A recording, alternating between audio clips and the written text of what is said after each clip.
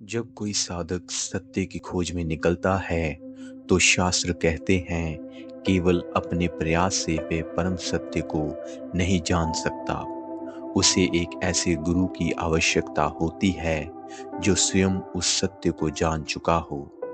कठ उपनिषद कहता है, उठो जागो और महान गुरु के पास जाकर पूर्ण ज्ञान की प्राप्ति करो। गुरु ही वे सेतु है जो हमें अंधकार से प्रकाश की ओर ले जाता है। मुंडक उपनिषद कहता है, जो ईश्वर को जान लेता है वह स्वयं ईश्वर बन जाता है।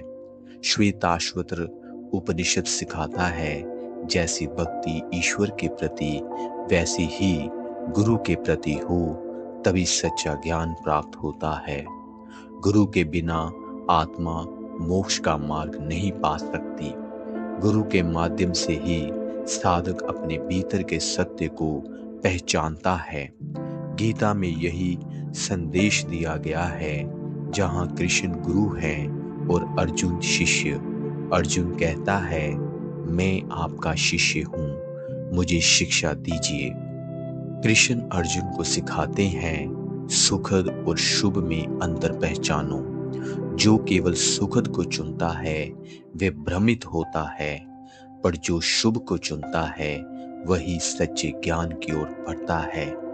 कठोपनिषद कहता है, जो बुद्धिमान है वह शुभ को चुनता है, और जो अज्ञानी है वह सुखद के पीछे भागता है।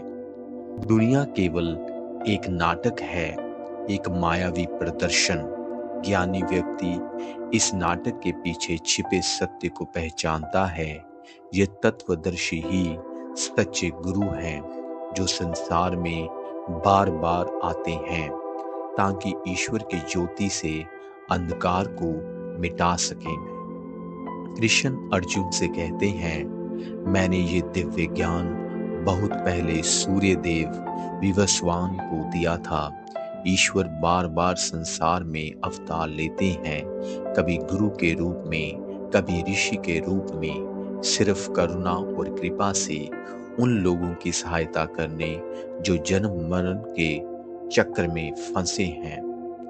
कृष्ण कहते हैं, तीनों लोकों में मेरे लिए कुछ भी शेष नहीं, फिर भी मैं कर्म करता हूँ। ये ज्ञान हमें बताता है, ईश्वर भी कर्म करता है, पर केवल करुणा और संरक्षण के लिए। गुरु गीता कहती है, गु का अर्थ है अंधकार और रू का अर्थ है प्रकाश।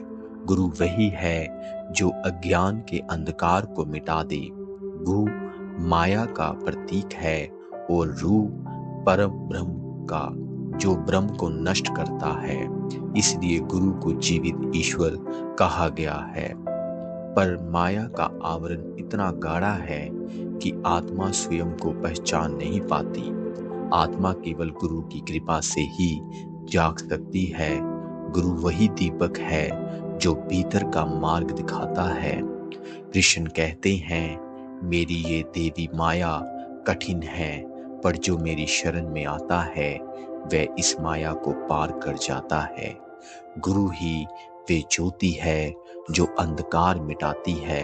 वे वही शक्ति है जो हमें स्वयं तक और फिर ईश्वर तक पहुंचाती है। यही है जीवित गुरु का सत्य स्वरूप।